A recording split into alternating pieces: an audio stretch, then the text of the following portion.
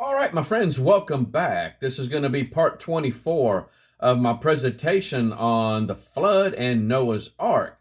And for a bunch of videos, we've been talking about Antarctica and some of the things that's been found there, the climate, and all types of good things.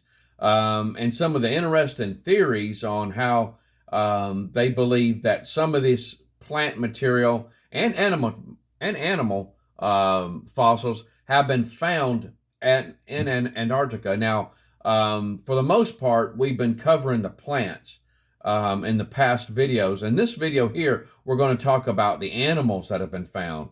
And so hopefully I can finish this section in this video here. If not, it's going to take one more video, at least another video. And so hopefully, though, I can finish the rest of it here. And then we're going to move on into some other really neat topics. But if you'll notice on the screen, of course, this is Antarctica. We're talking about the South Pole. And it is cold. Guys, it is not somewhere where you want to go vacationing. And so now, just to kind of rehash some of the, just look at the yellow areas. Where all I'm doing is just briefly going over it to kind of remind some of you guys of what the area that we're talking about. And so some of you guys that are seeing this video for the first time, just look over my past videos and you'll see some of the more in depth. Or if you just want to pause and read over the rest of this stuff, but I go in depth on it a little bit more on several videos in the past. But at any rate, remember now, the climate, the world's lowest yearly air temperatures, typically minus 126 degrees below zero. The lowest ever recorded was minus 135 degrees, guys. Minus 135 degrees. I cannot even imagine something like that. That is extremely cold. And that was recorded in late August. Regular low temperatures is minus 40 degrees below zero. That's the average regular low temperatures. Average temperatures are 40 degrees colder than the North Pole. Now, the average yearly accumulations of rain, of moisture, is about 2 inches, which makes it one of the world's largest, driest deserts. Yet ice is piled 3 miles deep. 3 miles deep. And so, but they consider it one of the world's largest, driest deserts because of the moisture that it does not get. Constant low temperatures, high winds, 200 miles an hour. Can't imagine. The daggum wind chill must be incredible. And snowstorms that can last days, even weeks. The lack of moisture discourages all but the hardiest plants, which may be capable of active growth for only a few days a year. Just a few days a year. That's it. That's it. Now, when we talk about animals, or any plant life or anything whatsoever to even survive out there, is how the harshest conditions. You can't imagine large animal life and plant life surviving in this area. It's just impossible. Looking at it today, it's just impossible. How in the world could anything ever survive out there? Well, we do know of one animal that seems to do pretty good out there, and that's the penguin. Now, I'm just going to briefly go over some penguins. We're going to rabbit trail just a little bit. Got to learn some stuff here. But penguins are just amazing animals, just amazing. But real briefly, let's go over some of this. Now, this isn't all the information that I found on penguins, but this is enough to get your feet wet. And so penguins consist of 18 living species across 6 genera in the bird family. And that's it right there, if you guys want to have fun pronouncing that. The largest is the emperor penguin, 4 feet high and weighing 71 to 88 pounds. The fairy penguin, aka the little penguin, is just 13 inches tall and weighs 2.2 to 2.6 pounds. That penguin must be just adorable. And so all species found in the southern hemisphere. All species are found in the southern hemisphere except one, the Galapagos penguin, which is located close to the equator. The legs of penguins are very short, with their feet set farther back than other birds. They stand very upright, and the plantigrade walk on their toes and soles is common among birds. Now, that word plantigrade, you guys ought to remember that when we were talking about dinosaur and man. My dinosaur and man presentation, when we were talking about human and dinosaur footprints found together, we went over that plantigrade. And so that's just a type of walk where they walk back on their heel. And so just an interesting way of walking, but I don't want to get into that too much. And so if you want to check that out, check out my man. Just go to my dinosaur and man presentation. Go towards the end where you start seeing me talking about the man and human footprints. The dinosaur and human footprints that have been found, and then I go into some of that plantigrade. But at any rate, which is they walk on their toes and their soles is uncommon among birds. Instead of walking or running, penguins do what is called tobogganing. I hope I'm pronouncing that right, but they drop on their bellies. And we've seen this. If you've watched any videos on penguins, you've seen them do this before, where they drop on their bellies and push with their feet while steering with their wings, and their beak helps them to anchor. Friction is reduced by an oil that is secreted from the uropygial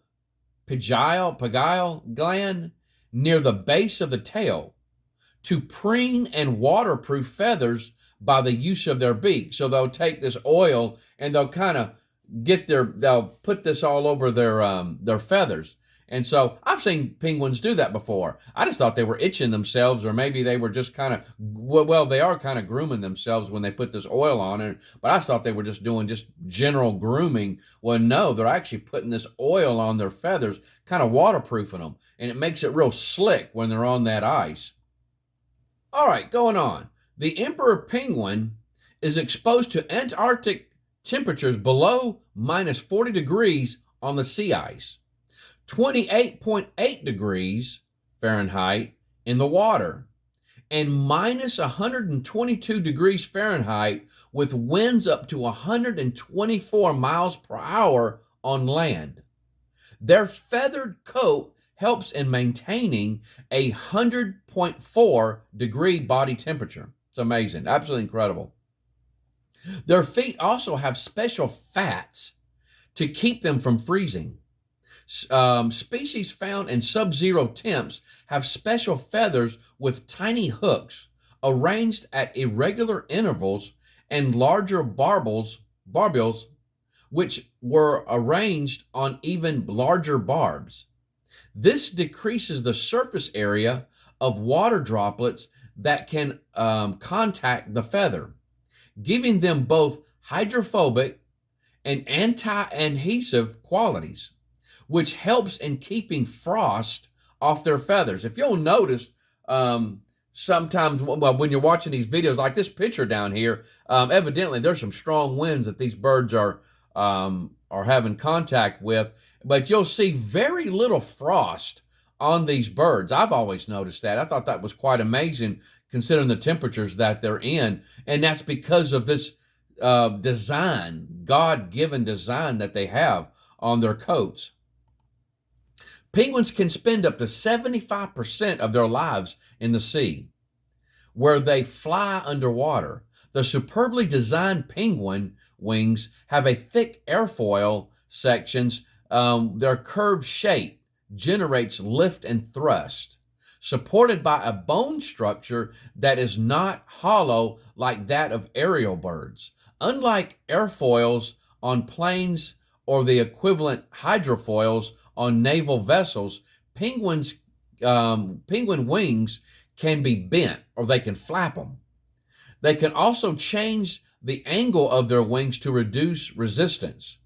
Termed active wing feathering, which is termed active wing feathering.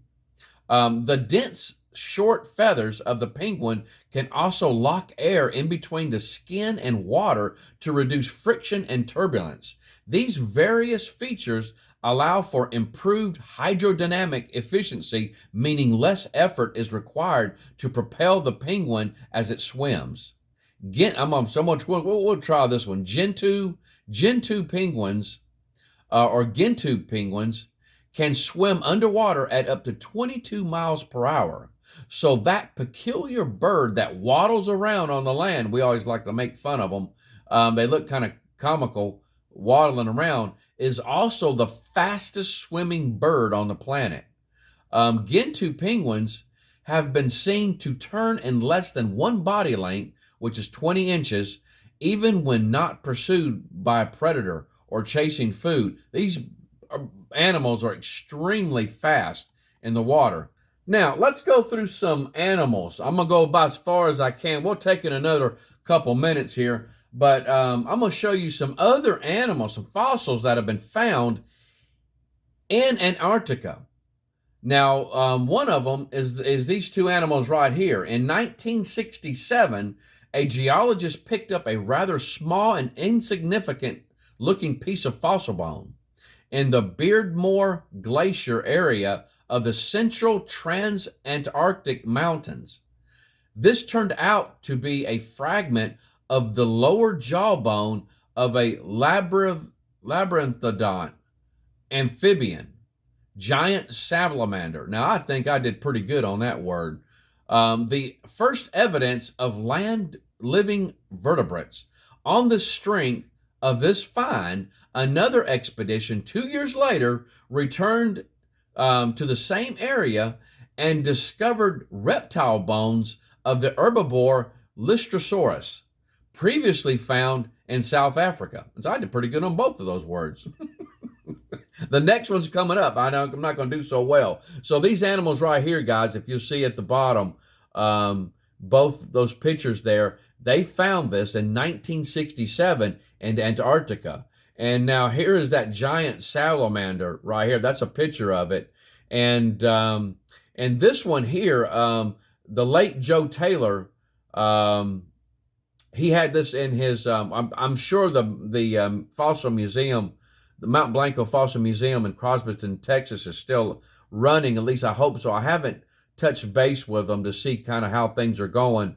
But I had email correspondence with Joe Taylor and asked him, this was a giant salamander called the Metaposaur. And he told me that the Metaposaur and the Labyrinthodont are basically the same. They're the one in this, they're basically the same type of animal and same kind of animal. And so, but if I remember correctly, Joe was telling me that the one that I guess the fossil that he had to look what seems to be bite marks on the back of the head near the back of towards the neck, and so I put that little arrow where the bite marks were found. And this is that other animal that they found, Lystrosaurus. And they also found fossils of these animals also in South Africa. And so this is one of the reasons why they, whenever they're talking about Pangea or a supercontinent, this is one of the reasons why. If they find fossils of the same type of animal on multiple continents, sometimes what they'll say is that at least that's one of the reasons why they believe that there was a supercontinent. And so is fossils being found on several different continents. And so that's one of the reasons why they believe that all the land masses at one point in time were all together. And so we've already talked about that. If you want to go back to my previous videos, you can see that. And so tell you what, guys, let's stop right there. There's some other animals that we're going to go into, but it's going to take us well beyond what I want to record. I want to keep these, again, just bite-sized, no more than about, at most, 15 minutes. If I go above that, it won't be by much. And so, but we got one more video that we're gonna need to close all of Antarctica out and especially what's been found and stuff. And we're going to go into some other neat topics after that video.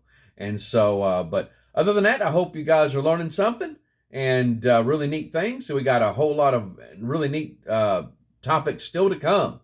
But you guys take care. I love you. Hope the Lord blesses you real good. Bye-bye.